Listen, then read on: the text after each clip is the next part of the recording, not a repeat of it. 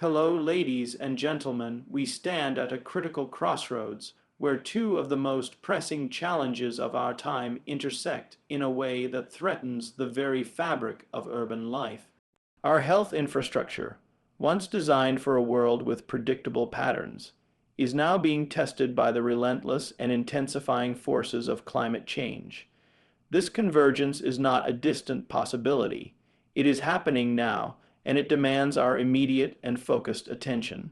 If we fail to understand and address this intersection, the consequences will be felt not just in isolated incidents, but in cascading crises that affect millions. The question we must confront is not if, but how we will rise to meet this challenge. When we look at cities like Los Angeles, it's clear they're facing a kind of crisis that's different from what previous generations have seen. It's not just one problem. They're dealing with multiple challenges happening all at once, and these challenges don't exist in isolation. Instead, they interact and amplify one another in ways that make the overall situation far more dangerous and difficult to manage. This growing risk of urban unpreparedness is something that deserves our attention because it reveals deep vulnerabilities in how we've been planning and managing our cities. To understand this, we need to recognize that modern urban centers are incredibly complex systems. They are hubs of economic activity, cultural exchange, and innovation, but they also depend on a fragile balance of resources and infrastructure. Energy grids must supply power reliably, water systems must provide clean water consistently, transportation networks must keep people and goods moving efficiently. When one of these components is strained or breaks down, it puts pressure on all the others. It's a kind of domino effect that can quickly escalate. What's particularly worrying is that these risks are compounding. Climate change is causing more frequent and severe heat waves, droughts, and wildfires, which directly impact public health and strain emergency services. At the same time, economic disparities within cities mean that not everyone has equal access to resources that could help them cope. Homeless populations and vulnerable communities often bear the brunt of these crises, and the social fabric begins to fray under the pressure. This intersection of environmental stressors with social and economic vulnerabilities creates a perfect storm. Take the example of a prolonged heat wave. It's not just uncomfortable, it can be deadly, especially for older adults and those with pre-existing health conditions. Hospitals can become overwhelmed with patients suffering heat-related illnesses, while power grids struggle to meet the increased demand for air conditioning. If the grid fails, then suddenly entire neighborhoods lose access to cooling, refrigeration for medications, and even water pumping systems. This cascade can lead to public health emergencies on a large scale. Yet, despite the clear signals and data warning us about these risks, many urban areas remain underprepared. Investments in infrastructure have not kept pace with the growing threats. Emergency response systems are often reactive rather than proactive. We rely too heavily on short-term fixes instead of long-term planning that anticipates how multiple stressors might converge. When cities invest, the focus is often on expanding capacity or upgrading technology in silos, improving energy efficiency here, enhancing transportation there without a comprehensive approach that looks at how all systems interact under stress. One reason for this lack of preparedness is that managing complexity is inherently difficult.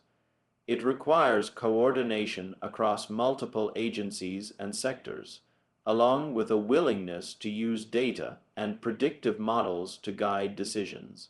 Unfortunately, institutional inertia and political cycles often get in the way. Infrastructure projects take years or even decades to plan and implement, but the pressures for immediate results can lead to short-sighted decisions. Moreover, there's often a disconnect between the experts who understand the science of risk and the policymakers who must make the decisions. Bridging that gap requires not just better communication, but also new frameworks for decision making that integrate science, technology, and social considerations. We also must consider the role of technology and innovation.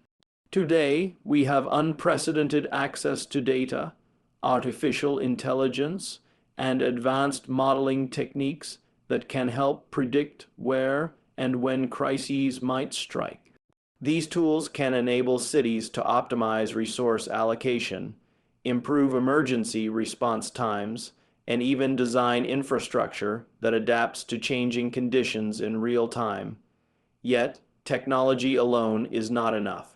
It requires leadership that values evidence-based policy and is willing to invest in resilience before disaster hits. Importantly, urban preparedness isn't just about preventing catastrophic events. It's also about creating cities that are sustainable and equitable. The risks of unpreparedness disproportionately affect marginalized communities, so addressing these challenges must be coupled with efforts to reduce inequality and improve access to healthcare, housing, and education. Resilience means more than bouncing back after a crisis. It means building systems that allow all residents to thrive even in the face of adversity.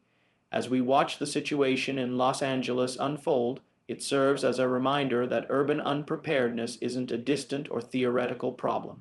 It's here, and it's accelerating.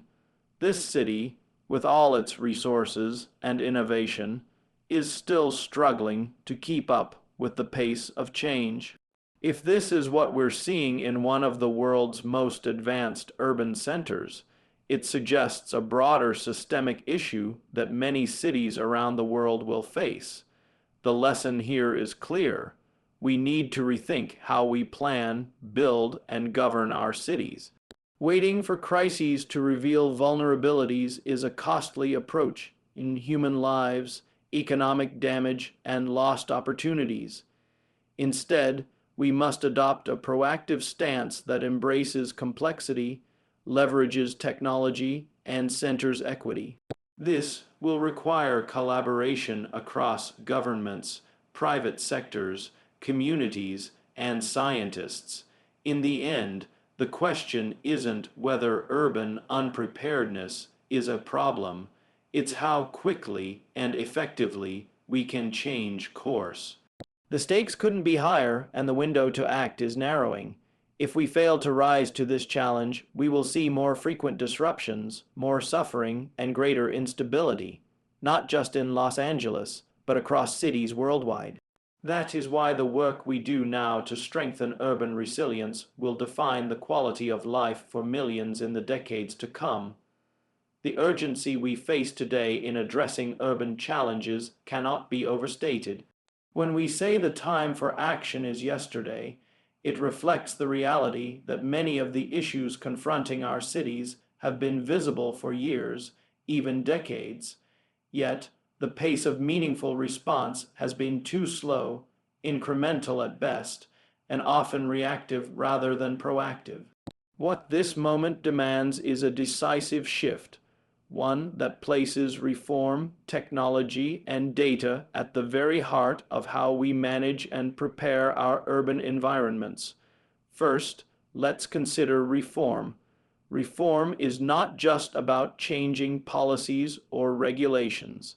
It's about fundamentally rethinking systems that have long been taken for granted and recognizing that many of them are no longer fit for purpose. The governance structures responsible for managing cities must evolve to be more agile, transparent, and accountable. This means breaking down silos between agencies, fostering collaboration across sectors, and empowering communities to participate in decision making. Without this kind of systemic reform, even the best technological tools and data insights will have limited impact. For too long, urban planning and infrastructure development have been hampered by bureaucratic inertia and outdated frameworks. These systems were designed for a different era, when the pace of change was slower and the scale of challenges smaller. Today, we face climate change, rapid population growth, technological disruption, and social inequality all at once. These forces require governance models that can respond in real time, adapt quickly, and anticipate future needs rather than simply reacting to past problems. Technology is a critical enabler in this transformation. We live in an age where computing power, sensors, and connectivity offer unprecedented opportunities to monitor, understand, and optimize city systems. Smart grids can adjust energy distribution dynamically to prevent blackouts. Real-time traffic data can reduce congestion and lower emissions. Predictive analytics can identify vulnerabilities in infrastructure before they fail. These technologies are not hypothetical. They are here and they are scalable, but technology by itself is not a panacea. Its effectiveness depends on how it is integrated into broader strategies and how decision makers use the insights it generates. This requires leaders who are willing to invest in innovation and to experiment with new approaches. It also demands that technology be deployed ethically, with respect for privacy and a commitment to reducing inequalities rather than exacerbating them. Data, then, becomes the foundation on which reform and technology rest. The collection, analysis, and sharing of accurate data are essential for informed decision making. Without reliable data, efforts to improve urban resilience risk being misguided or inefficient. Data allows us to identify hotspots of risk, measure the effectiveness of interventions, and adjust policies based on evidence rather than assumptions or political expediency. Moreover, data democratization is crucial. Communities must have access to information about the risks they face and the resources available to them. This transparency builds trust and enables more effective community engagement, which is vital for sustainable change. Open data platforms and user-friendly tools empower residents to participate actively in shaping the future of their neighborhoods. Time is a critical factor.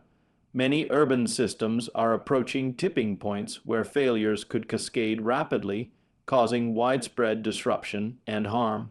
Each delay in action compounds the risk.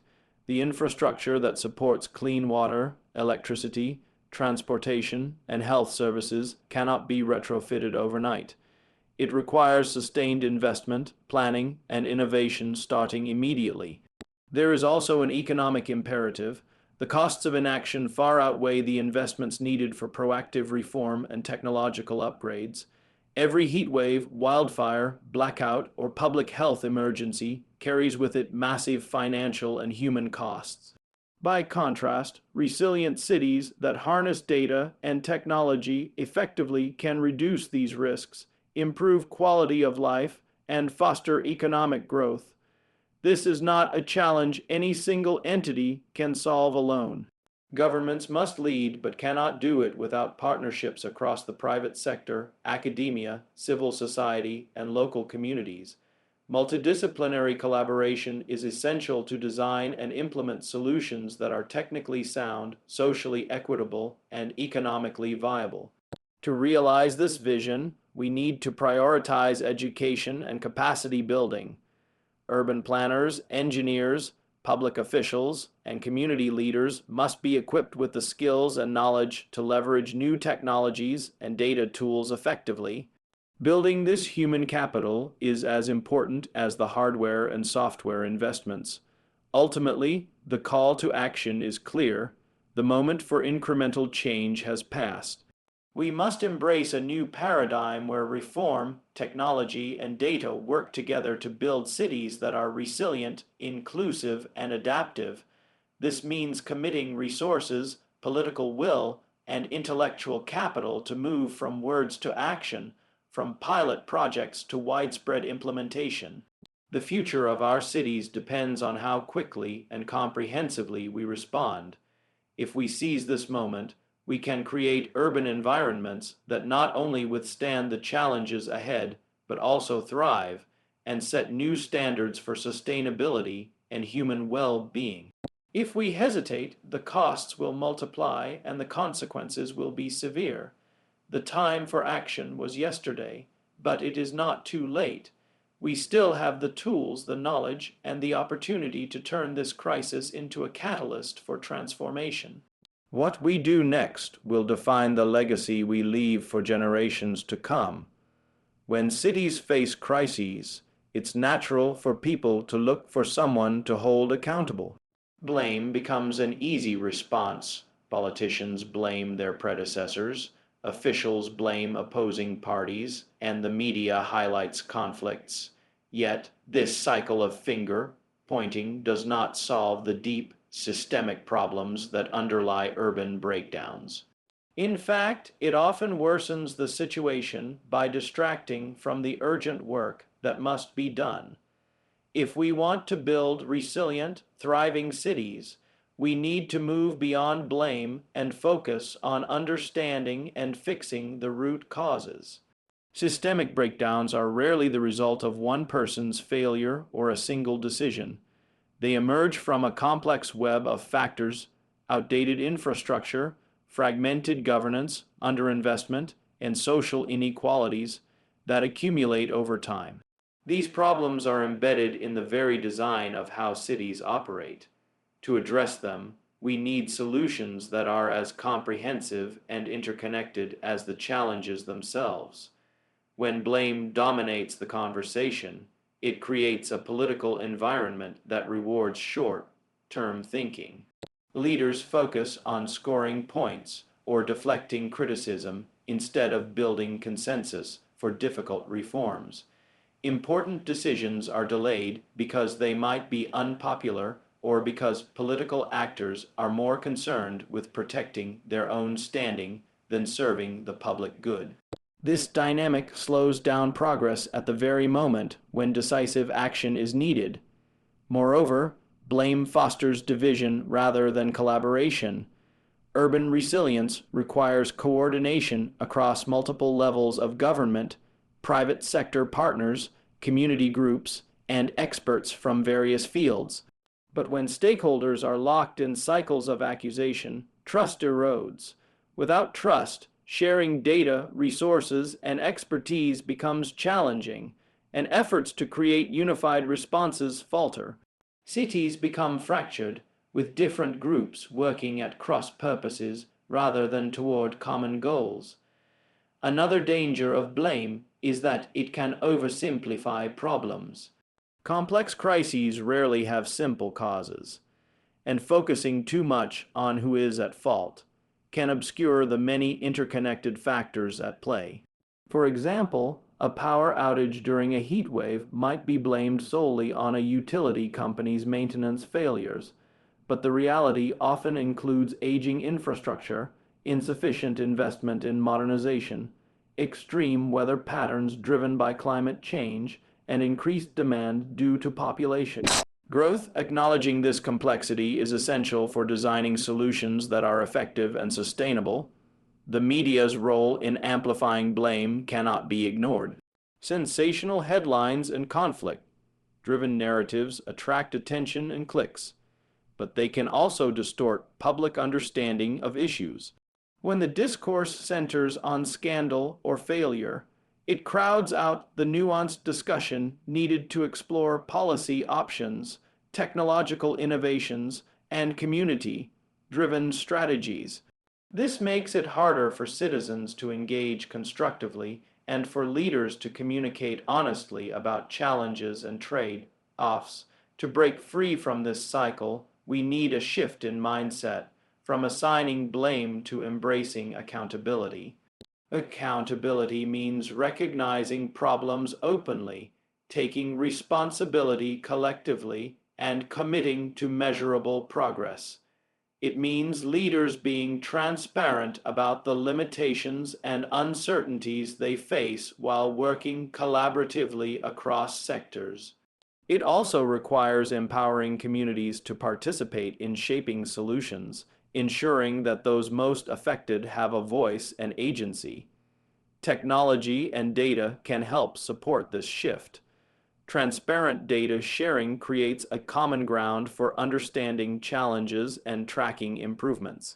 When information is open and accessible, it reduces suspicion and creates opportunities for evidence-based decision making. Technology also enables new models of collaboration, such as real-time crisis monitoring, shared platforms for resource allocation, and inclusive communication channels that connect diverse stakeholders. Importantly, overcoming systemic breakdowns requires a long-term vision. Urban resilience cannot be built overnight or through quick fixes. It demands sustained investments in infrastructure, workforce development, social services, and innovation ecosystems. These investments must be guided by strategic planning that anticipates future risks and opportunities rather than reacting to crises after they occur. We also must acknowledge that some failures stem from legacy systems and structural inequities that have persisted for decades. Correcting these requires not only technical upgrades, but also social and economic reforms aimed at reducing disparities. A city cannot be truly resilient if large segments of its population remain vulnerable due to lack of access to healthcare, housing, education, or economic opportunity. The reality is that no single entity or person is to blame for systemic breakdowns. They are collective challenges that require collective solutions. This means governments, private sector players, civil society, and residents must come together with a shared sense of purpose and urgency. The focus should be on building partnerships and fostering innovation rather than scoring political points. If we want to see real change, we need leaders who are willing to acknowledge complexity, embrace transparency, and commit to working across divides.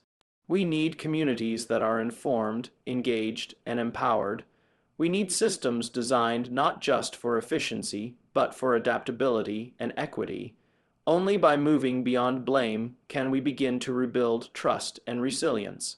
The crises facing our cities are daunting, but they are not insurmountable.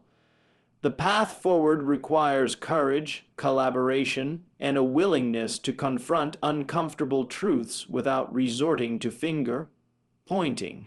By focusing on solutions rather than blame, we open the door to progress that benefits everyone and lays the foundation for a more secure, equitable future. In the end, it is not about who is at fault. It is about what we do next. The opportunity to transform systemic breakdowns into systems of strength depends on our ability to rise above blame and work together with clarity, commitment, and compassion. That is the challenge and the promise of the moment. We live in an era where the power of technology to predict and prevent crises has never been greater. Across many sectors, from healthcare to climate science, advances in data analytics, artificial intelligence, and sensor networks provide us with unprecedented foresight. These tools give us the ability to anticipate problems before they become disasters, to allocate resources more efficiently, and to design interventions that can save lives and protect communities. Yet, despite this technological potential, there remains a significant gap between what is possible and what is actually implemented. This gap is not due to a lack of innovation, but rather a failure of leadership to embrace and deploy these capabilities at the scale and speed that the challenges demand. At the heart of this disconnect is a reluctance to prioritize long-term resilience over short-term political gains.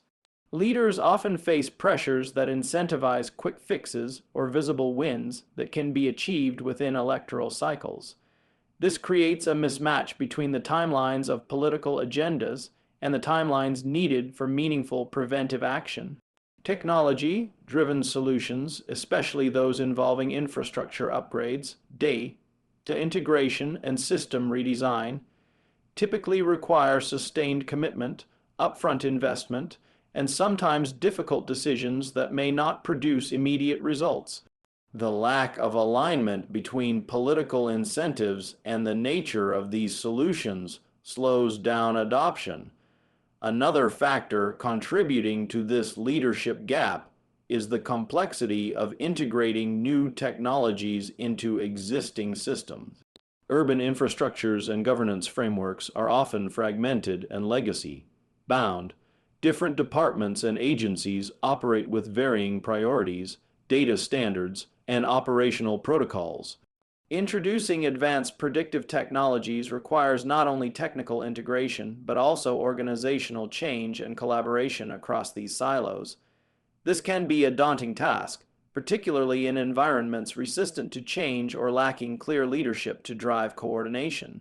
Moreover, there is sometimes a disconnect between technological experts and policymakers. While scientists and technologists develop sophisticated models and tools, decision makers may struggle to understand their implications or how to incorporate them into policy effectively. Communication barriers, differing languages of expertise, and varying levels of technological literacy can impede the translation of data insights into action. Bridging this gap requires leadership that is both informed and willing to seek out expertise, fostering ongoing dialogue between technical and policy domains. Despite these challenges, the technology to forecast urban risks is already quite advanced. For example, predictive analytics can model the spread of infectious diseases, enabling health authorities to target interventions before outbreaks escalate. Climate models can forecast extreme weather events weeks or months in advance, allowing cities to prepare emergency services, protect vulnerable populations, and manage utilities to minimize disruption. Smart sensors embedded in infrastructure can detect early signs of failure, such as water main leaks or electrical grid strain, triggering preventive maintenance before catastrophic breakdowns occur. These tools are not futuristic concepts. They have been proven in pilot projects and specific applications around the world. The question is not about capability, but about scaling and institutionalizing these technologies within city management.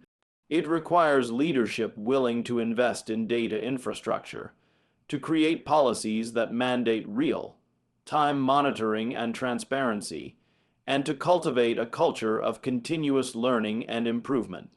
Additionally, there are important ethical and equity considerations that leadership must address when applying technology. Data privacy, algorithmic bias, and the digital divide all present challenges that require thoughtful governance. Leadership must ensure that predictive technologies do not inadvertently deepen inequalities or exclude vulnerable populations. This means implementing safeguards, promoting inclusivity in data collection, and ensuring that technology deployment is aligned with broader social goals. The failure to fully apply existing technology also has economic consequences. Preventive measures are generally far less costly than responding to crises after they occur. Blackouts, floods, heat waves, and disease outbreaks carry massive direct and indirect costs, disrupting businesses, overwhelming healthcare systems, and causing loss of life. Investing in prediction and prevention reduces these costs and enhances the overall resilience and competitiveness of cities. In some cases, leadership hesitates because the benefits of prevention are diffuse and the costs immediate. Upgrading infrastructure, building data platforms, and training personnel require upfront expenditure and effort, often without the guarantee of visible success in the short term. This dynamic is compounded by uncertainty about how to measure the effectiveness of preventive technologies and how to communicate their value to the public and stakeholders. Yet, the alternative, waiting until disasters strike and then scrambling to respond, is far more costly and dangerous. The increasing frequency and severity of urban crises demand a proactive stance. Leadership that embraces technology to predict and prevent not only safeguards populations, but also fosters trust and confidence in public institutions. To overcome these barriers, leadership must be visionary and courageous. It must recognize that managing complexity in urban systems is an ongoing process that benefits immensely from technological tools. It must allocate resources strategically, build partnerships between governments, academia, and the private sector, and create incentives that align political goals with resilience outcomes.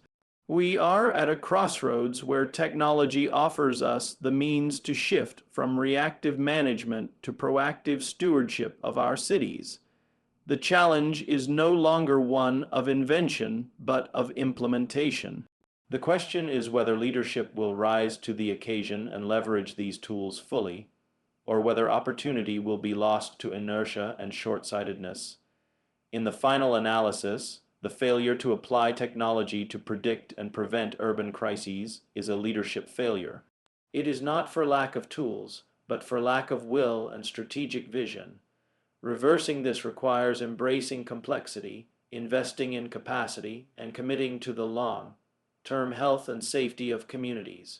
The future depends on how effectively we use the technology at our disposal today to create cities that are not just reactive to crises, but resilient in the face of them. Cities today stand at the intersection of two profound challenges: the growing strain on health infrastructure and the escalating impacts of climate change. Each of these issues alone demands urgent attention, but their convergence creates a set of risks that amplify each other in ways that are particularly difficult to manage. Understanding this intersection is critical for developing strategies that not only protect public health, but also build resilience for the future. Health infrastructure, hospitals, clinics, emergency response systems, and public health networks has been designed and built to serve populations under relatively stable environmental conditions. These systems have limits in terms of capacity, adaptability, and resources. When a crisis strikes, whether it is a disease outbreak, a natural disaster, or a heat wave, health infrastructure is put under intense pressure. In many urban areas, especially those with growing populations and limited investment in health care, this pressure can quickly exceed capacity. Climate stress adds a new and complex layer to these challenges. Rising temperatures, more frequent extreme weather events, changes in precipitation patterns, and worsening air quality all impact public health directly and indirectly. Heat waves increase the incidence of heat-related illnesses and exacerbate chronic conditions such as cardiovascular and respiratory diseases. Floods and storms can disrupt access to medical facilities, damage critical infrastructure, and increase the risk of waterborne diseases. Droughts can affect the availability of clean water and food security, which in turn affect health outcomes.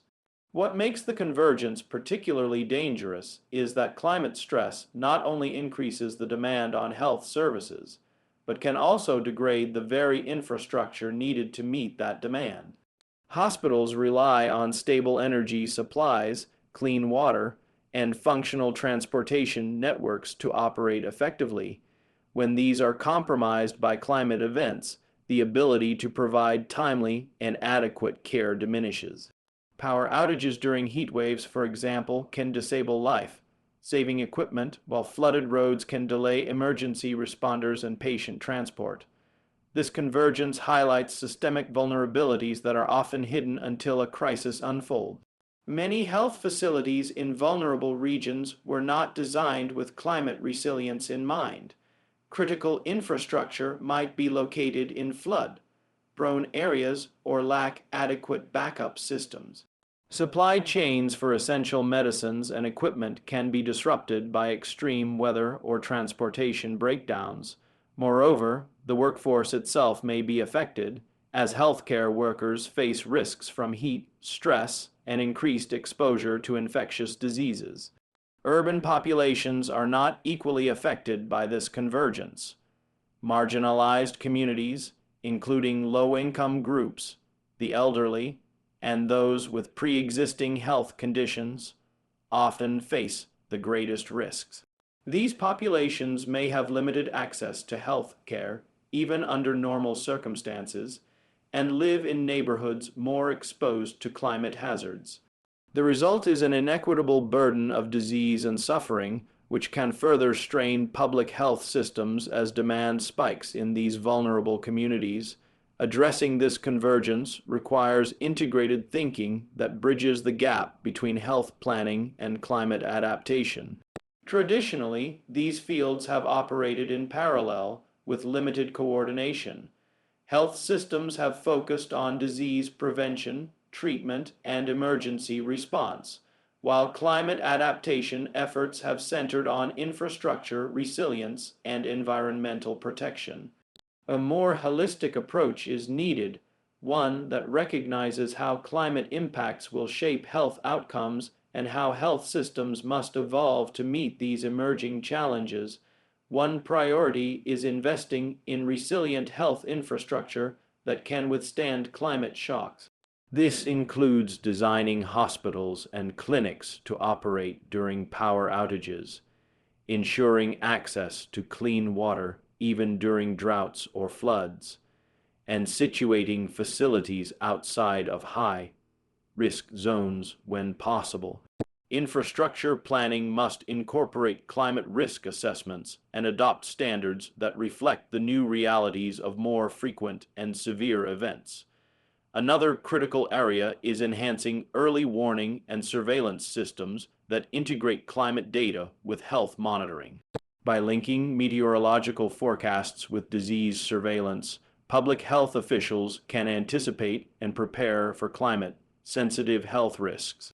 For instance, early warnings of heat waves can trigger public health advisories and activate cooling centers, while predictions of heavy rainfall can inform efforts to prevent outbreaks of waterborne diseases. Building capacity within the health workforce is equally important. Healthcare providers need training on the health effects of climate change and how to respond to emerging risks. This includes mental health support, as climate-related disasters can cause trauma and stress that affect both patients and health workers. Strengthening community health networks also ensures that vulnerable populations receive timely information and services. Supply chain resilience is another essential focus. Ensuring that critical medicines, vaccines, and equipment are stockpiled and that transportation routes are diversified reduces the risk of shortages during emergencies. Partnerships between public and private sectors can facilitate this by sharing data and coordinating logistics. Finally, addressing the underlying social determinants of health, such as housing, education, and economic opportunity, is key to reducing vulnerability to climate stress. Investments that improve living conditions, reduce pollution, and increase access to health care contribute to overall resilience. This requires cross-sector collaboration and policies that prioritize equity and inclusion. The convergence of health infrastructure strain and climate stress is a defining challenge for cities in the 21st century. It exposes gaps in our preparedness and calls for transformative approaches that break down traditional silos. The opportunity is to design systems that are not only robust against current threats, but flexible enough to adapt as conditions continue to evolve. If we succeed, we will protect lives, reduce health disparities, and build urban environments that can withstand the uncertainties ahead. If we fail, the consequences will be profound, not just in terms of immediate health crises, but in the broader social and economic stability of our communities. The path forward demands vision, collaboration, and investment. It requires leaders who understand the interconnectedness of health and climate, and who are willing to champion integrated strategies. The tools and knowledge exist. The imperative now is to apply them with urgency and scale. The health of our cities and of the people who live in them depends on this. The future of our cities and the health of their residents depends on how we respond to this convergence of climate stress and health infrastructure strain. We have the knowledge, the tools, and the opportunity to build systems that are resilient, equitable, and adaptive, but it requires a shift from fragmented thinking to integrated action, from short-term fixes to long-term investment, and from reactive crisis management to proactive preparedness. This is more than a policy challenge, it is a moral imperative. Our commitment today will define the legacy we leave for generations to come. Let us choose wisely, act decisively, and build a future where health and climate resilience go hand in hand.